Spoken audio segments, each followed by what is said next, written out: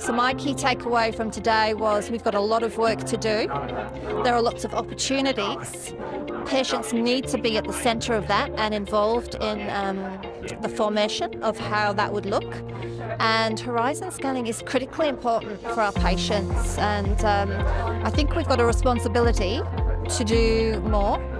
Look, it was a fantastic discussion, and when you really highlight the innovation and the pipeline for the future of medicines, it's truly exciting, and it really hammers home the difference that these medicines can have in patients' lives.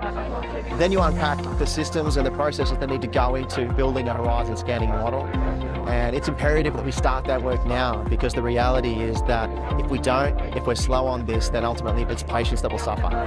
For me, I was just really excited to see so many people from different organisations and different backgrounds interested and really caring about horizon scanning and recognising the importance of horizon scanning for patients. I guess for me, it's more about that it has to have a purpose. So I think there is uncertainty around what should horizon scanning be and be like. And so, yeah, we need to define the purpose for it to actually work for everyone. And obviously bring the consumers in direct partnership in defining horizon scanning. An imperfect model that will be improved over the next years or so, because we can't wait for medicines and for horizon scanning, so it needs to happen now. I guess my big takeaway is that different people think we're going to do different things with the horizon scanning. So different people want different things from horizon scanning, and that in itself is useful because different people are going to ask questions about what the future looks like, and patient communities are going to have different questions that they're going to ask. And so my takeaway is we want to learn from what others have done.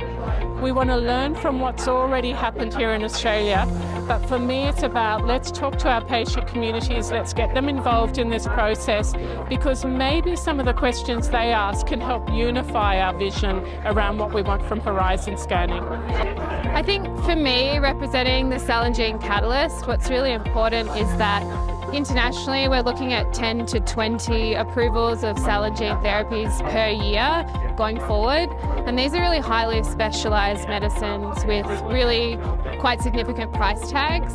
And what we see with these medicines is value, but understanding how we can assess that value and utilise an Australian framework to ensure patients have access is going to take commitment to changing the way we do things here. And I think we saw that today.